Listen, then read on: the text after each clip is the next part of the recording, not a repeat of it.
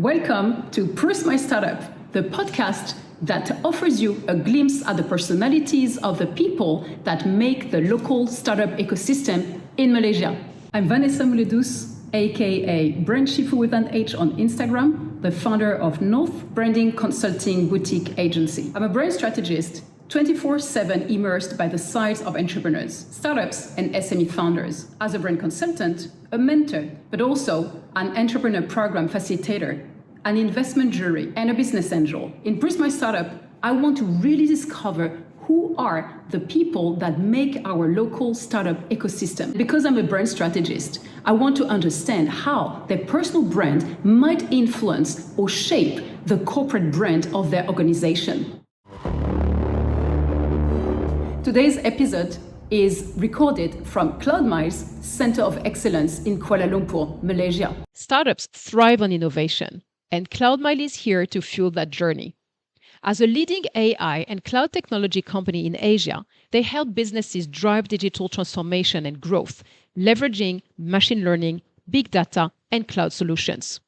With a team made up of certified technical experts and a strong network of technology partners, including being one of just 40 Google Cloud Managed Services providers globally, CloudMile has supported more than 1,200 companies through consulting, technical, and managed services. I've seen it firsthand with my own mentees, tech startup founders. The Center of Excellence in Kuala Lumpur, Malaysia, now offers startups a collaborative space to explore generative AI, data management, security, and more, and advance their digital competitiveness with cloud and AI adoption. So if, like them, you want to experience it yourself, visit today my.cloud. And now, back to our episode. My guest today is Sarma, the general partner at Scale Up Malaysia, one of the key accelerators in Malaysia. Aaron is well known for his past ventures that sold to AirAsia, as well as position at Gentari and formerly at MDEC. So buckle up and let's take a deep dive. So welcome, Aaron, to Proust My Startup. Really glad that you're here with us. Hey, thanks for having me. It's a pleasure to be here. I'm glad to finally be able to do this with you. Yes, indeed, because for the story, Aaron was one of my very first contacts in Malaysia when I moved out of Australia about 5 years ago. And I was figuring out what to do in Malaysia. And so I reached out to a few people, three key accelerators in Malaysia, including Aaron, to test my idea, so market validation here. And Aaron was fantastic. He gave me so much time to bounce ideas out of the blue. I was a foreigner, just arrived in Malaysia. And so I was like, wow, insane how someone can open the doors like this. We never met, though, because it was COVID time. That's right. Randomly, we met like 2 years ago, but out of a meeting, I didn't have time to sit down with you. And then I think we met a few weeks ago at the cafe again. That's right. But we never met like properly to just discuss, And still, Aaron, every time I asking him a question or can you introduce me to someone, he does it. So fantastic to have him over. I owe you where I am today, partly. Really. It's great to be here. I mean, it's really interesting how we keep bumping into each other. And right? I can't believe it's been 5 years. Yeah. Wow, I was been so thinking long, about that this morning, actually. Yeah. So we have never really sat down together. This is our first real conversation in right? person, right? Exactly.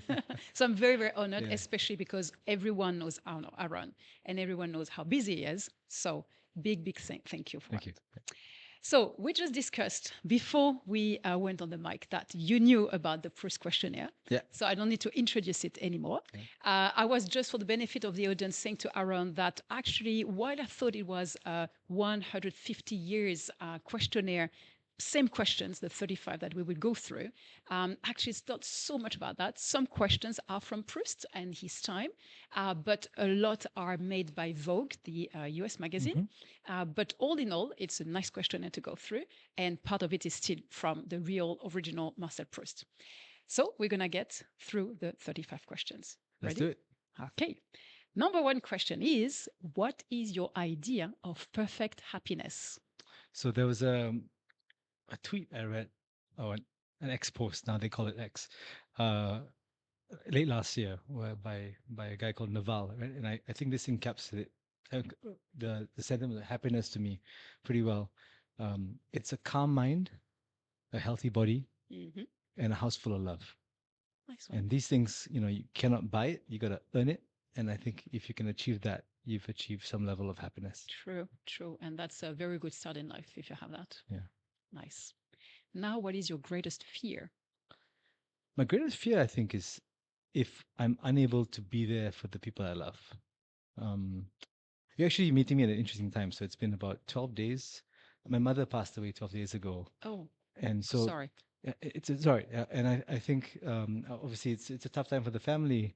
But and I said yes to you before that, right? But I'm really excited to do these questions because especially now, because I think this is like a time capsule moment Mm-hmm, of my mm-hmm. life. And I I think see. if I look back at this 1 year from now, I think I'll be a very different person. Sure. And if I did this before 12 years ago, I think I'll be a different person too. Sure. But I think one of the greatest joys I've had is that I could be with my mom even until the very end. I could give her the best. I think one of my biggest fears in life is that I can't be there for other people I care Understand. for. Yeah. Yeah. So out of this experience, now you know. Yeah. Understand. Nice lesson. Yeah. Though it's a hard one. Yeah. But True. now, what is the trait you most deplore in yourself? So I think one of the traits I have come I'm trying to control it as much as I can is overstretching. And I think part of it is I tend to be very driven. I want to do a lot of things. Sometimes when I do that, I tend to do too many things. And then I get frustrated with myself because I feel I'm not giving the things I should be focusing on my all. And I'm not giving the attention I need to give to that particular thing. So I think overstretching is the thing that I don't like most about myself here. True. I didn't introduce you properly because there will be a recording before this Sure interview thing. introducing you. But Aaron, he's indeed, just professionally speaking, he's everywhere. We've known him as a successful entrepreneur selling and exiting to Air Asia a few years back. Then he jumped into Getari. Then now you are working with sports facilities, the biggest ones in Malaysia. He has scaled up Malaysia, of course. He has found, you were a co-founder. Yeah, co-founder, yeah. And still a general partner.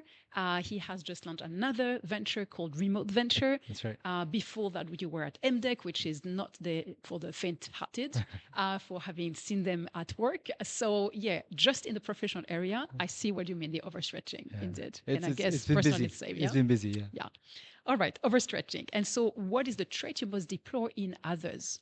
So I think the thing that I most deplore is I think when people are mean or cruel, right? Especially people in a position of authority and power, right? Yeah. And it doesn't mean that you have to be a big boss somewhere or like a minister and you're cruel to people. It's even how people treat like the waiter at a restaurant, right? And I think that tells you a lot about a person. True. When you're in a position where you can exert some power and you abuse that power as a result. Yeah. True. Yeah. Indeed, it can happen in very little circumstances. That's true. Now, which living person do you most admire? Can be someone we know, famous, or can be someone from your own circles. Yeah.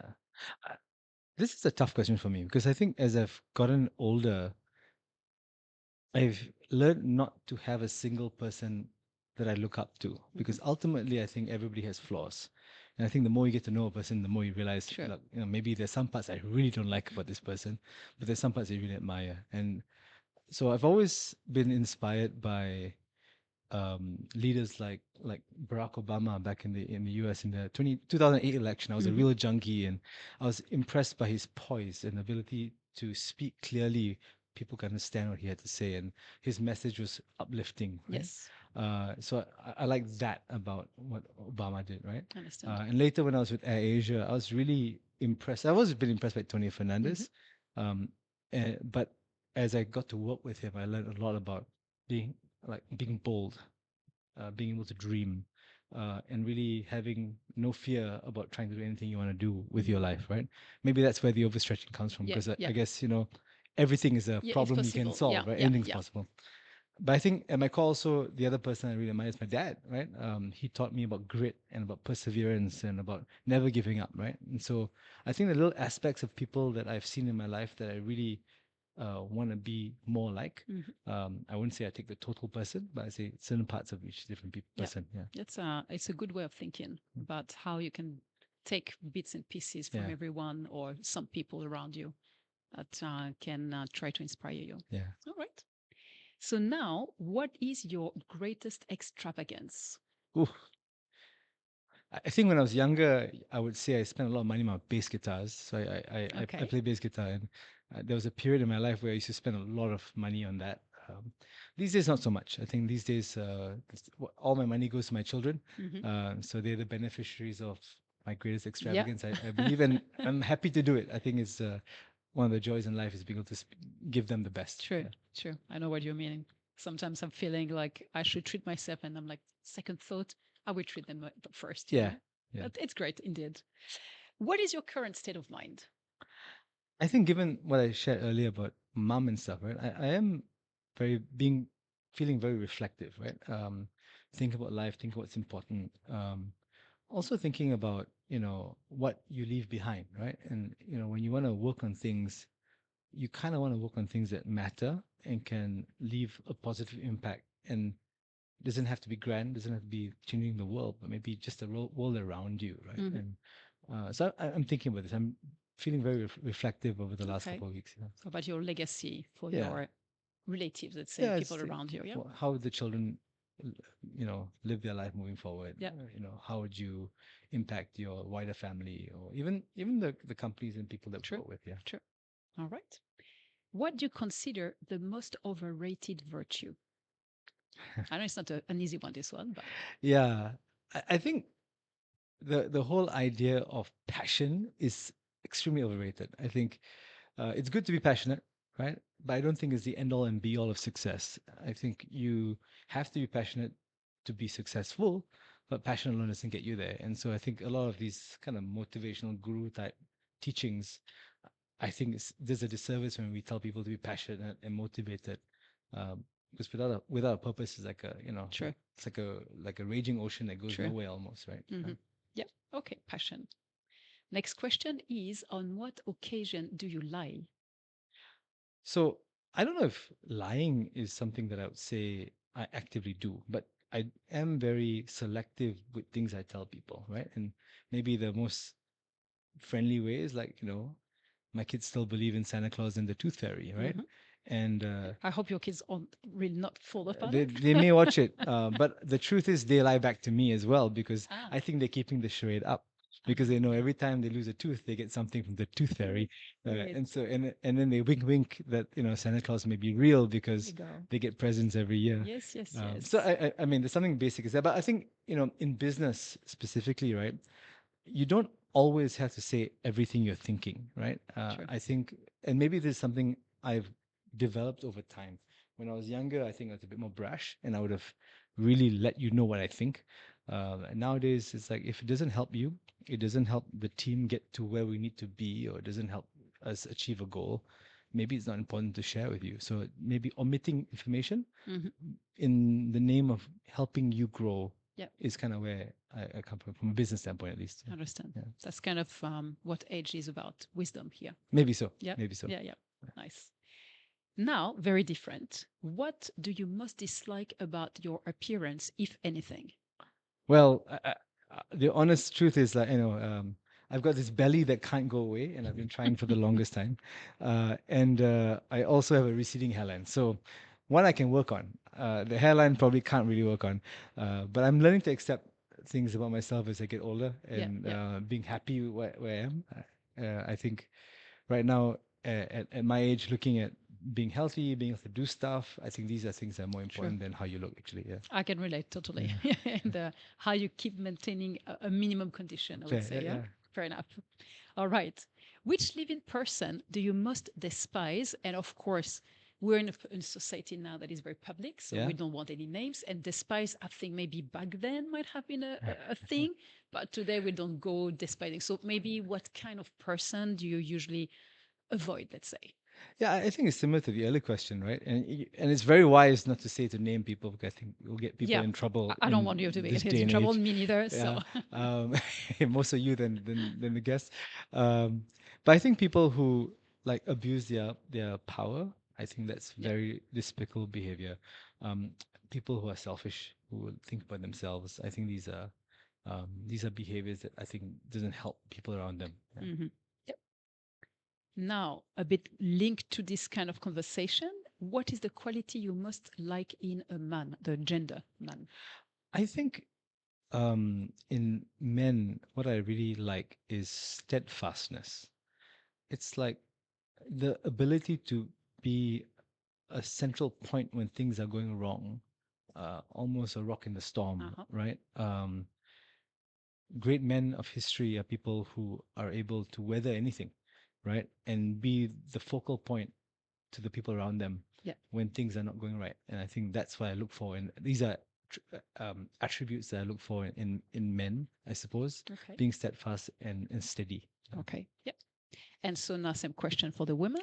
What the quality you must like in a woman? I guess it's similar. Maybe I was thinking about this. Is being graceful, right? And I think I just think about my mom as well, right? One of the things we were sharing about her. I don't know when this is coming out, so maybe the timing would be a bit different. But she was a graceful woman, right? When things were difficult, she always smiled. She always put up a good face, a strong front, as it were. And I think this is, to me, an attribute in women that I really admire, right? Being able to be graceful under fire, graceful in difficult times, being comforting to other people who need that kind of comfort. I think Yes. that's what I look for. Yes. And that's not an easy one Yeah. to have as a picture. Okay. Now, which words or phrases do you most overuse? So I don't know if there's a specific word, right? I was thinking of this one. This is a tough one for me. But I will say, I think people who work with me know that I have a tendency to use puns a lot Okay. and use a lot of dad jokes. Okay. And I think I can get excessive a lot when I'm not careful. And so I think, and this is the cause of many eye rolls in the office because I tend to be this way. But maybe it's just my way of communicating. But Yeah. I do tend to do that quite a bit. Yeah. Okay. Yeah. I will pay attention in Yeah, case yeah, you're yeah. doing that during the So far, I'm interview. behaving for the Yeah, so last far 20 it's minutes. good. Yeah. I haven't heard anything. All right. Next is what or who is the greatest love of your life? I'm going to say my wife before I get in trouble. But I think my wife has been a really important part of who I've become. She's kind of steadied me. I would say when I was younger, I was much more brash, definitely more aggressive, and maybe not as focused on the things that are important. I think my wife has been important for that. But I have to also say my children as well. I think I will always tell people my life, the day my life changed was when I had my kids. It wasn't when I got married, unfortunately, for my wife. That's why I said her first. But it was definitely when I had kids, that's when I started looking at the world very differently. And it's because they came into the world. True. Yeah. True. I feel like now I see from the perspective of my parents, Yeah. which I think this is what you're Yeah. saying here. Before I couldn't see that until I had children, and now I'm like, not like them, but sometimes very close to the behavior. And now I understand the life, they had with me. Yeah. And when I was blaming them for this or that behavior, like, why are you doing that to me? Yeah. Now I can tell, okay, now I know, Yeah. The ultimate revenge of grandparents is making their children Yes. have their own children. Yeah, that's right. Correct. Okay. When and where were you the happiest? This is an easy one. I think my happiest day was the day I held my daughter for the first time. Oh, I think that was clearly the happiest day of you my could life. feel it. I could Yeah? feel it, right? Ah, Yeah, and I think nice. that was the day I realized that everything was going to change. True. Yeah. So your daughter was the first one. My first one, Yeah. yeah. Okay. Which talent would you most like to have? So I mean, growing up, I learned music. Mhm. Okay, so I can play the bass as I mentioned earlier, Okay, yeah. guitar as well. I guess I can sing. I've always wanted to be able to write songs, and I've never been able to do that for some reason. And maybe it's just the sense that I'm not good enough, or I hate what I sound like, or whatever. But I think if I could develop the talent to write songs, it would be kind of cool. Nice. You know how many of my guests said exactly singing or playing music? Mm. So many. I don't know if Yeah. it's a common feature amongst the people in our ecosystem, but there are so many It's that because said we're exactly that. Asians, and when we're Asians, we're taught to do math and science. Maybe, and, yes, yes, and maybe. there's less of a focus on True, the true, arts, true. right? Yeah. True. Or also because you are Asians, parents might have a tendency to offer you lots of opportunities That's as of that a too. young age, which might be a burden young, but I see around they go arts, piano, Actually, that's whatever, true. Yeah, a lot of us were forced to do piano when we were Yeah. younger, and then gave it up because we didn't like it. And I guess as you get older, you kind of regret that because Yeah, I yeah. wish I paid more attention in piano class, right? And Correct. I think that's something that's true. I think that's the Maybe it's interesting also point because there. that, yeah? Actually, it's Yeah, yeah, interesting. yeah. Yeah. Because I can tell pretty much everyone around me knows how to play an instrument. And Hmm. it's not true in France, for instance. Oh, really? Okay. Not true. Unless you had parents that were into it or thought why not or had the money for it or, Right. Whereas Right. here it's pretty much systematic actually. Hmm. That arts is in the making, even if they believe more in math and Yeah. science, Okay. but who knows, yeah? Okay. That's interesting. Okay. If you could change one thing about yourself, what would it be? Oof. I don't know. I don't have a strong answer for this one. I think um, I would like myself to be a bit more deliberate in the things that I tend to endeavor into. I think it's one of the things I'll be focusing on in due course, right? Like not just doing things because it's something I like to do, but really being able to focus Understand. on a singular task, right? And I think that's in the past what's worked really well, and maybe to do a bit more of that. Yeah, Which is linked to the overstretching, I that's right. guess. Yeah. Yeah. Okay. Next question is, what do you consider your greatest achievement? I think the greatest achievement I have is not anything particularly material, but I think it's the ability to choose what I do in my day, right? Yep. It's the fact that I could just drop everything, be with my mom when I need to be with them, my parents when mom was not well. It's being able to take the day off to spend with the kids in school Yep. if they are going for an activity. That's how I know that I think I've done well because I have the ability to choose, True. and I can be where I need to be with my kids or with people I care for. Yeah. True. Yeah. Yeah. I relate. Freedom for me. I Yeah. call that freedom. So Absolutely. you push hard to get that level of freedom. Yeah. In whatever you're doing. Very nice. Okay. Now, very different question. If you were to die and come back as a person or a thing, what would it be? This was tough. So I toyed with a few things, right? But maybe I like to be something that's there for a long time. So maybe like a mountain or something, right? And to see society evolve over time, right? Like be it through different eras, Yeah. different generations, Yes. and see how people change. And just as a mountain, just there the entire time, observing everything. That would be interesting. Indeed. Some kind of time machine. Yeah, in a almost a way. time Yeah, machine. yeah, Yeah, almost a yeah. time machine. Oh, that's good. That's good. Where would you most like to live? I love where I live now. I love KL. I've traveled a bit around the world. I love different parts of the world for different things. I like the seasons in Europe and in the northern parts of the world where you can live in different Sure. times of the year. Sure. I think that's really cool. I like certain parts of the world where it's a bit more laid back, where you can just relax. But I do enjoy Malaysia. I think it's been my home. I can't imagine living anywhere else. We do talk about every now and then what would we like to move to someplace like Dubai or Yeah, even yeah. Singapore or move to the Because you would US. have the opportunity, I'm sure. Yeah, and sometimes I do wonder as someone involved in the tech space, um, it would make sense to go to Sure. where all the action is, Sure, right? sure. But I do think there's something special about being here, and I think I'm still very much a believer in what we can do in Malaysia, and so that's why I think this is the place I want to be. I think most of my guests said so. And I think here too, it's very Malaysian actually. What I can see from being an outsider is that Malaysians, you have a true deep love for your country. And the ones that succeed, the ones that are educated, the ones that can push forward the nation, you do it. And so even if at some point you might go abroad, you always come back. Yeah. Because you think I owe my country in a positive way to come back and elevate the country as much as I can. It's very Malaysian, in my opinion. Maybe That's Southeast interesting. Asian. I mean, but because you wouldn't think that because I think Malaysians have a tendency to complain a lot, right? Like we're always saying something about this and that. Or, less than French. So maybe for me, I okay, don't think you're complaining really. Okay, but okay. Yeah, I mean, the train in the airport doesn't work, we're complaining. You know, there's a pothole on the side of the road, we're complaining. But yes, you're right. Maybe there's a tendency to be very proud of the country and wanting to give back for some reason. I Yeah. think so. I think so. And it's every person I have mingled with, at some point, they have this kind of instinct, Hmm. you know, young, less young. There is always something that they believe they will come back and do here, even if they go out. So, and if they are here, this is for the same reason. Hmm. Why living when I can bring something to my country? Very interesting to Interesting. think. Yeah. All right. Now, a very different question. What is your most treasured possession? Ooh, a thing. Um,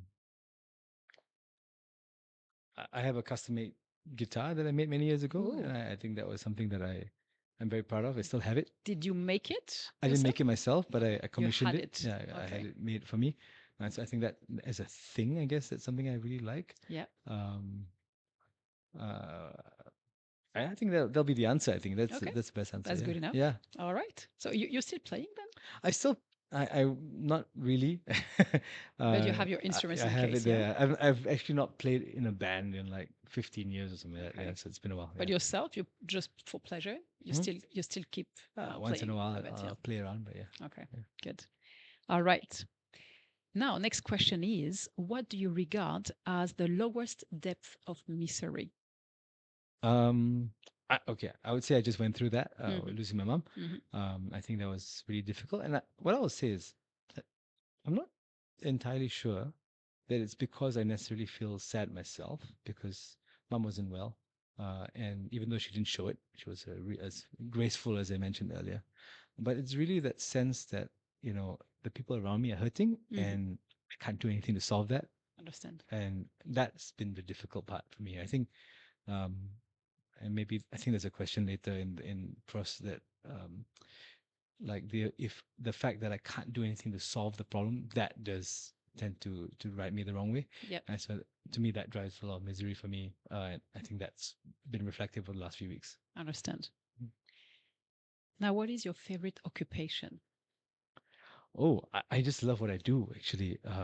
And people do tend to ask me like, you're so busy, what keeps you going, right? I just love what I do. Like I like the idea of waking up in the morning and kind of facing the monster, right? Or like doing the challenge of the Yep. day. And I enjoy it. And so that to me, my work is my favorite thing to do actually. I was talking to my daughter the other day and I was teasing, right? Like maybe I'll retire one day. And she's like, no, you'll get miserable because I cannot imagine you not working. Sure, sure. And I think that is true, right? I can't imagine that either. I think I'll probably work till the day I die. I And think a lot of entrepreneurs, yeah, by heart, you have this energy yeah, and you will never stop. yeah, Maybe it will be in a different format. Maybe you'll be mentoring or yeah, doing something for non-profits or whatever. yeah. But I don't think you will ever stop Yeah, thinking and yeah, and like you mentioned earlier in introduction to my story, right? So I've had the benefit of wearing different hats in the yeah, ecosystem, yeah, right? As a builder or entrepreneur myself, that's a very different stimulus. And then when I did policy work at MDEC, there's a very different sure, stimulus. sure. Stuff with scale up and remote and Gentari is like a completely different kind of stimulus, but they're all similar in the sense that you're building stuff that's different and new, and every one of them kind of reveals a new part of learning that I can have and how I can maybe make a difference. And so that is really interesting to me. And so I think I'll always keep being kind of interested to try new things. Sure. Yeah. Yeah. I think this is your future. Yeah, Yeah. indeed. All right. What is your most marked characteristic? I think similar and connected to the earlier question, I think I am very curious and I like to do it with a lot of joy, right? I like to enjoy what I do, right? Or have fun doing it. So I'm always trying to learn new things. Whenever I do something, I want to kind of really get into the weeds. I want to study it. I want to understand it. I want to get my hands dirty as much as I can, and I want to have fun doing it. So I tend to surround myself with people I like hanging out with, and they become my friends during that particular journey, and we kind of laugh, we have a good time because I think that's how you build great products or you build great companies. It's with people that have fun doing it. Yeah. Then it's not really work anymore. Yeah, true. Yeah. True. Especially when you're an entrepreneur and you will basically spend 24/7 in Yeah. that endeavor.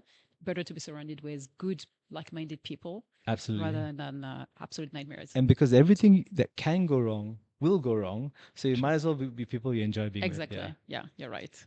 All right. So maybe linked to it, what do you most value in your friends? In my friends, I think people don't know this about me because I tend to be out there, as you know, with in events and people see me kind of interact with people. I have very few friends actually, or very few people I consider The friends. real ones, Yeah, I yes. consider friends, and the people I consider friends, the trait is a sense of loyalty. Hmm. Uh, it's not like a fleeting friendship where we'll have a drink together or we go play a game together or something. It's a kind of friendship where you feel like this guy has my back, and that when something goes wrong, Yeah. this is the guy I call, or Yeah. these are the people I call, right? Uh, and this is a thought process that my dad actually kind of asked me one day because he said, "Hey, who are the friends that you call if ever you end up in jail?"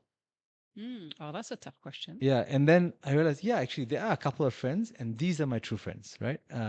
Because these are the guys that if anything goes wrong, we could have lost contact for 3 years or Yeah. half a Yeah. decade, but one phone call, I know they're there, and so True. these are, I think, so loyalty and that kind of reliability Yeah. Yeah. is important to me. I understand that. My parents, I've seen that with them. Hmm. They moved, from a corner of France to another one all their lives.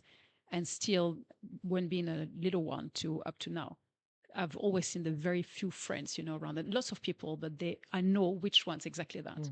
I can call if anything goes wrong for them Hmm. because this is this kind of people. You might lose track at some point, but they will always be back for you. Yeah, and That's they'll incredible. just drop everything and be Exactly. there for you. Yeah, Exactly. And I've seen that in many instances throughout their lives. And it's pretty impressive when you find those kind of people yeah, because it's not so common. it's rare. Yeah. Very nice. Now, very different. Next question is about who are your favorite writers, if Oof. ever? So for different reasons, right? Um, and maybe I'll anchor on like books that I think have been interesting to me, right? I like the writings of Murakami. Hmm. I like his strategic writings. I Yep. think that's been really impactful to me. There was a period of my life where I really got into Stoicism, and so Ryan Holiday's writings were really interesting to me at that time. Uh, Yuval Noah Harari, book on *Sapiens*. I think that really Hmm. changed the way I saw the world. Yeah. Very nice And one. if you've ever seen me do a talk on storytelling, I actually use some of the things he's taught in that session. And then the final one I think is a bit of left of field. It's a Christian author called Max Lucado, and I liked him. Obviously, his content was great, but what I picked up from him over the years was his style of writing. And if you ever see me write, I have a bit of a syncopated style of writing. I'll full stop and I'll have a very short sentence. And I picked it up from him because I like that syncopated style of writing and Yeah. I still use it till today. Yeah. Nice. Okay. So it's really like you read, but already there is something you can put into action. Yeah. Okay. Very nice. Now, who is, sorry, your hero of fiction? Oh, so I'm gonna go kiddie with this one. I think because I was thinking like obviously I like the captains in Star Trek are kind of Hmm. cool. But I think if I were to go to 8-year-old Aaron, Yeah. it would be Optimus Prime, the leader of the Autobots, right? And I Okay. think that was um, eh, he was a leader that was focused on protecting everyone, loyal to his team, and I think it's funny to say that like as I'm in my 40s now, but I think these are things that lessons you learn even as a child that is a value of what leadership really is about. Yeah. Nice. Okay. Now, which historical figure do you most identify with or at least get inspired by? Because I think Yeah, identification is a bit complicated. it's a bit, yeah. So I mean, I've been thinking of late. Um, of I think two more recent historic figures, right? One's still alive actually. Lee Kuan Yew and Tun Mahathir. I think Mahathir is obviously still with us, but it's something to think about of two men who literally built a country from zero. Very different approaches, more alike than they like to admit, but certainly they had to start with zero and build a entire nation from that, right? And in many ways, they have been very successful in their own right. Mhm. And so I do really admire these two historic figures and what they were able to achieve, I think, with that time. Yeah. Yes, great ambitions, great Yeah. leadership, and Yeah. dream. And dream and like and so true of the time they were in, Yeah, right? yeah. I don't think the leadership style would work today, I don't think if we had a new politician with the same style of Lee Kuan Yew or Tun Mahathir, these guys were able to lead their countries right now. Sure. But they were of that time, and they met the moment that history presented in front of them, and were able to build something truly remarkable, actually. Sure. Sure. All right. Now, who are your heroes in real life? I'd say my real life heroes, I think, are my parents, and I think this is reflective of especially the last couple of weeks. I think my dad for his drive, his kind of hopefulness. My mom for her she was very deliberative, and her gracefulness in that. And I would like to think that I've learned those lessons from them, and I would like to think I've adopted them in my life. Yeah. Yes. Probably out of the blue, what are your favorite names? Ooh, obviously, I love the names that I chose for my children. Or actually, correction, my wife will say she chose the names, which is Okay. probably true. But you like it Yeah, I nonetheless, love so, it nonetheless. Raquel and Rebecca are their names, yes, and they bring a smile to my face every time. that's a good correlation to like it. What is that you most dislike? What is that you most dislike? Yes, which might revert back to a few Yeah, things you have said yeah. already. I really don't like people who treat other people poorly. I think that reflects poorly on that particular Yep. person. And so when I see that, that really puts me off, right? Of a person. You can be smart, you can be brilliant, but if you can't treat other people right, then I probably want to have nothing to do with you. Yeah. What is your greatest regret, if any? I It's one of those questions that I don't necessarily have a clear answer for. Um, I try not to live in regret. I think if because it's non-productive, um, and you can't really do anything to change the past, right? I do think in life you need to learn quickly and evolve. And so obviously over the years, mistakes have been made, things I would have done differently. I wouldn't say there's a big regret, but something uh, I think I've been able to internalize those mistakes and quickly not do them again. I don't think there's a specific regret that I have actually. Good enough. Now, how would you like to die? I would like to die with people I love around me. Um, I know I would not like to die. Which is also an answer. Yeah, I would not like to die alone, and I would not like to die incapacitated. Yeah. I certainly would like to have people around me I love. I would like to have had a conversation with them, said my piece, and then leave this world, leaving it better than when I found it. Yes. And now we're reaching the 35th question. Wow. Yeah, already. That was fast. Yeah, you see? Yeah. Even when you talk, actually, it doesn't look like super long, the Yeah. 35. What is your motto? Oof. I think my motto in life is to build things that matter and have a good time doing it. Great. So, how you feel now? I feel great, Good? actually. Yeah. This is great. It's a good conversation, I guess, especially to reflect on where we are. And Correct. this is a great format for an interview, actually. It's It nice is, not to right? have to talk business every time. Exactly. Yeah. I think there are great people doing that already. Yeah. But what I love is really to know the people behind. And Yeah. honestly, as we say always in an ecosystem, you bet on the people. The Yeah. founders, you invest in the people, not so much on the idea. Yeah. And I believe now I have worked as an ecosystem builder at some point with a French Tech Malaysia. I can tell the policymakers it's also a good part about who they are. If the ecosystem is moving forward. Absolutely. So that's why I wanted to have that take on the people to see really who they were. Yeah. In a short format, of course, so you can't study everything, but a little bit already. Yeah. So. Yeah. All right. So now, Ooh. of course, it's business. Oh, there's and more. Okay. entrepreneurship. Oh, yeah. That was you. Okay. But of course, you are busy with a lot of professional activities. Yeah. And so I will give you some time through some questions Sure. to speak about those activities. Cool. And so, in particular, the Scale Up Malaysia and Remote Ventures that you have just launched, I think, last year. Actually, Remote Ventures has been around for a while, but yeah. Oh, yeah? Yeah. It's been Okay. around. I thought it was just last year. It was in the pandemic we started it, but we'll talk about it. Yeah. So maybe you haven't done that in a while, but I would love you to have to tell me in a 1-minute elevator pitch who those two companies are, Scale Up Malaysia and Remote Ventures. Scale Up Malaysia is something that I started with 5 other partners. We started it just before the pandemic. And we really wanted to be able to provide a platform for entrepreneurs to find guidance and support as well as some capital especially guys who have achieved some level of product market fit. And so we've now come together. We've invested in 36 or 37 companies or so, um, early stage but growth companies, and we're very proud of those companies. And we're helping them kind of grow and scale moving forward. Right. Remote Ventures is a bit of a different spin. Also, kind of started during the pandemic with another partner, and what we saw was there's a lot of a need for especially businesses who wanted support to build new solutions, right? And so we worked with a couple of corporates, launched a couple of products with them.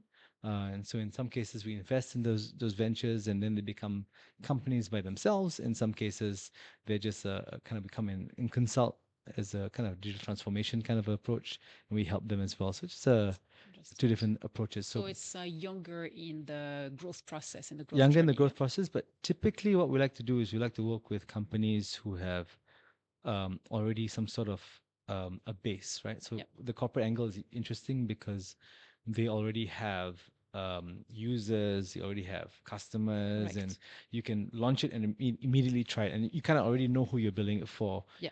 So it's a bit of a different kind of behavior pattern. Remote Ventures to me was also my way of kind of still building, because one of the things that is different when you're in scale up and you're as a pure investor is that you can't really keep that sword sharp of building new products. And I wanted an avenue to do that. And so Remote Ventures has been that Interesting. angle. Yeah. You can never let go of the producer in yourself. Exactly, Yeah. exactly. I know. I think, one of the challenges I have as an entrepreneur who's become a bit of an investor is um, the that instinct is still in you. And when you're working with early stage founders, as much as you want to get in there, let me do it for you, you can't, You because can't. you gotta Correct. they have to go through their Yes. journey. Yes.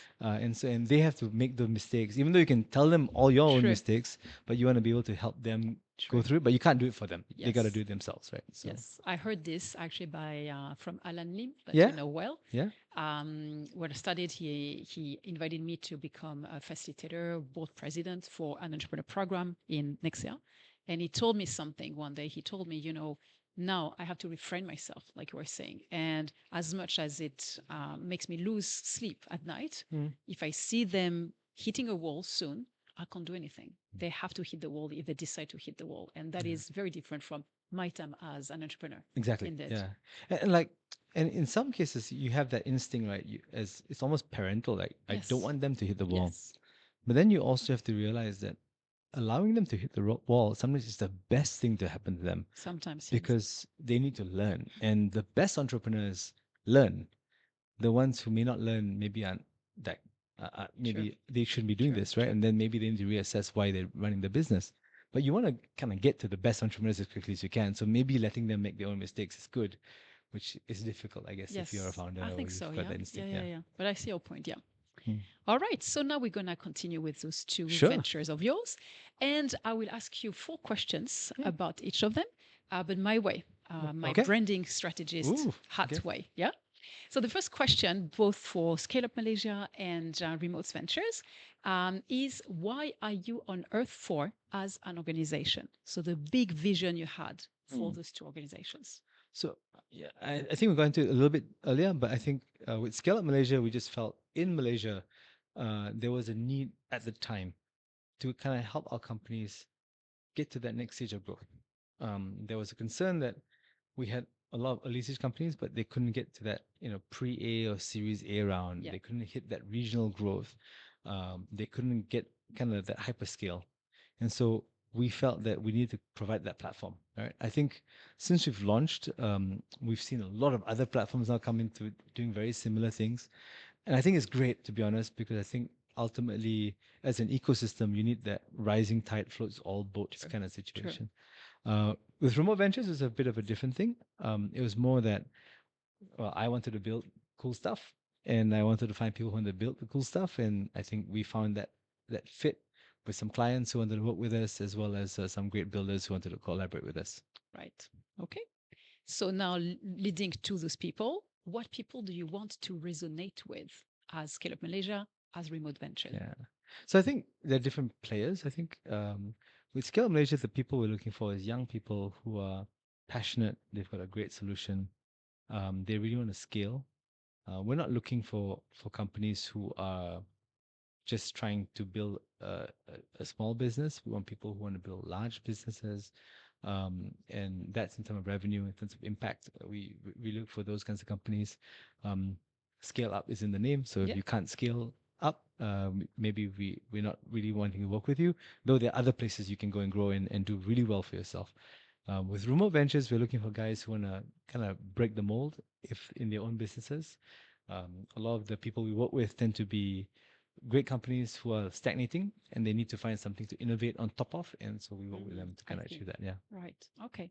And so you work with corporates, but not just corporates. Yeah, right? it's corporates and more mature startups actually. Okay. So Understood. yeah, got a couple of those guys as well. Yeah. Okay. So now, how different are you from your competitors in both ventures? Ooh. So I think with Scale Up, what makes us a bit different is a lot of us are from different parts of the ecosystem, right? And so we've got our partners in Scale Up, and they're all right now. We all do our own things during the weekday, as it were, and we all bring that experience, right? Some of us are former entrepreneurs. We've built our own companies. Some of us are from the ecosystem. We've kind of been involved in coaching and mentoring for many years. So I think that experience can be very valuable to the startups that work with us. Our network is very strong. We know a lot of people. I think that kind of helps us with the companies as well. And we've run a program that I think is very, very effective for the companies. And the companies who have been through it have said that it's one of the better programs that they've been through. And I think that's kind of the value that we bring to them. I think with Remote Ventures, what we bring is a very agile way to deploy products really quickly. A lot of we don't go through some 7-step or 21-step program. We don't bring a corporate machinery behind us, which is why people like to work with us. Actually, we come with a tech stack that works already. We adapt it to your business, and we launch an MVP pretty quickly, and then we scale it from there. So I think people like us because we are quite adaptable and flexible in how we approach it. Yeah, Like the founders that you Yeah, used to be. exactly. Basically. Exactly. Yeah. I understand. So now the latest question on your two businesses is, what do you promise to those people that you want to resonate with? What do you promise? I think with Scale Up Malaysia, we don't promise them anything. We promise them that if they put in the work, they get the results.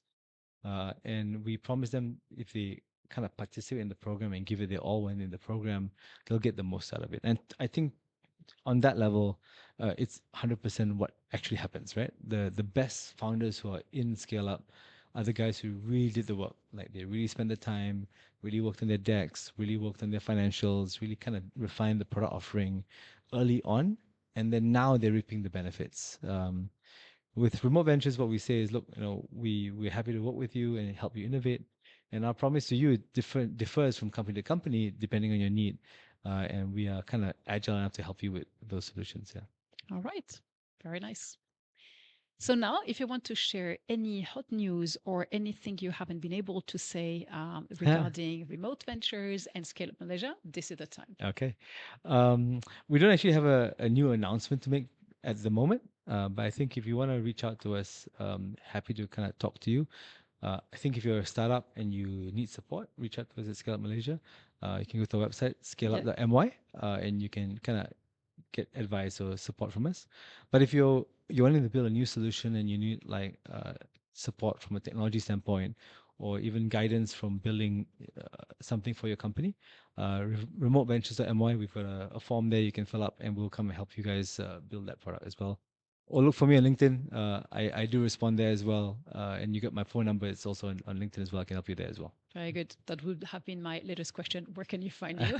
So here we go. We'll put all the links on the YouTube channel no matter what. Yeah. All right. And so we are over. Oh, wow. This is the wrap. This is great. Yeah. Lots of fun. Thank you so much. Thanks for doing it this. was great to discover you through that angle. As first conversations between two people go, this is a pretty good first conversation nice, right? in person. Yeah. Thank you so much for My pleasure. being here. Really great talk. Thank you.